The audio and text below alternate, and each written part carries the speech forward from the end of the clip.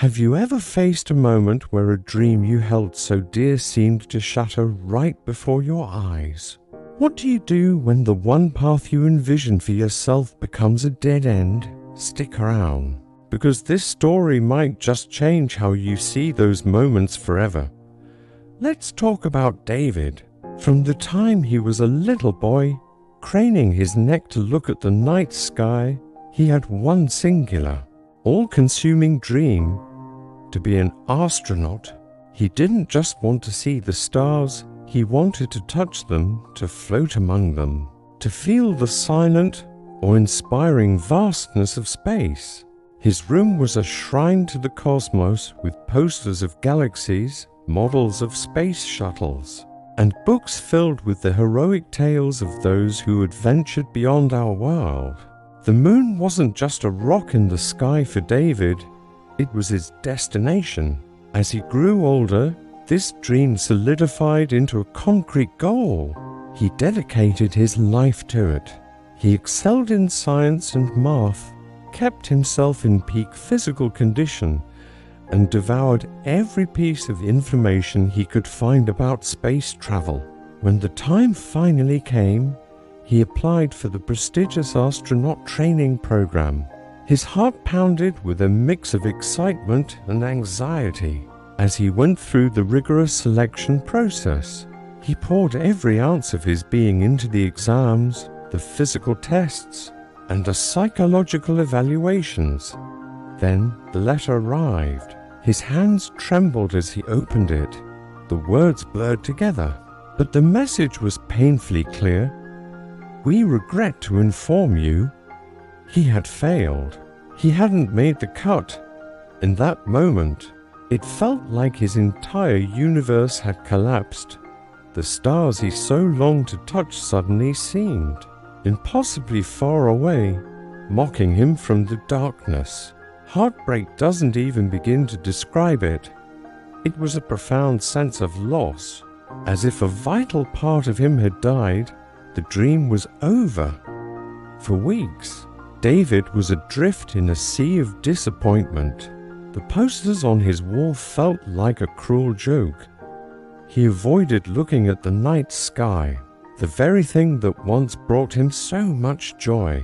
It would have been so easy for him to give up, to let bitterness consume him, to file away his passion for space as a childish fantasy. But deep within the wreckage of his shattered dream, a tiny spark remained. His love for the stars was too strong to be extinguished completely. He realized something crucial. Maybe he couldn't go to space himself, but what if he could help others get there? What if his journey wasn't about his own footsteps on the moon, but about paving the way for humanity's next giant leap? This shift in perspective was like a light switching on in a dark room. His dream wasn't dead, it was just changing form. Instead of wallowing in what could not be, David poured his energy into a new path. He went back to school and threw himself into studying aerospace engineering. He traded his dream of floating in zero gravity for the complex world of thrust vectors, orbital mechanics, and propulsion systems. His passion was reignited, but this time it was channeled into blueprints and calculations. He became obsessed with a single problem: how to make space travel more efficient, safer, and more accessible. He spent countless hours in labs and workshops, sketching designs, running simulations, and building prototypes. Many of his early ideas failed, but each failure was a lesson, a stepping stone. He wasn't just building an engine, he was building a bridge to the cosmos. His focus was on creating a new type of rocket engine, one that could carry satellites and, eventually, people into orbit using a fraction of the fuel of existing models. It was an audacious goal, one that many in the field thought was impossible.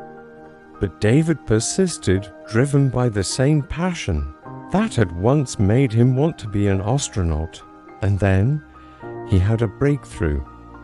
His design, a revolutionary new system for rocket propulsion, worked. It wasn't just a minor improvement, it was a game changer. His invention was so groundbreaking that it caught the attention of the very space agencies that had once rejected him. His technology was soon integrated into real space missions. Satellites that delivered critical communications, weather data, and scientific knowledge to the world were launched into orbit, aboard rockets powered by his designs. Every time he watched a launch, seeing that fiery trail ascend into the heavens, his heart swelled with a unique kind of pride. He wasn't in the cockpit, but his mind, his ingenuity, his spirit, they were soaring into the great unknown. David never set foot on the moon. He never experienced the silence of space firsthand, but his work enabled countless others to explore the stars. His contribution to space exploration was arguably more significant than if he had been just one more astronaut on a mission roster. He became a legend in his field, a testament to the idea that there's more than one way to reach for the stars. His life beautifully illustrates the famous words of Norman Vincent Peale: "Shoot for the moon. Even if you miss, you'll land among the stars." David missed his moon, but he found his home in a whole galaxy of possibilities he never knew existed. His story teaches us that sometimes our greatest successes are born from our deepest disappointments. A closed door isn't always the end, often. It's a redirection toward a path where we can make an even greater impact. So, what do you think? If you were David, how would you have felt when you read the rejection letter? And then later, when you saw a rocket with your engine on it launch into space? Let us know in the comments below. We'd love to hear your thoughts. And if you enjoyed this story, don't forget to like this video and subscribe to World of Wonderful Stories for more inspiration. Thanks for watching.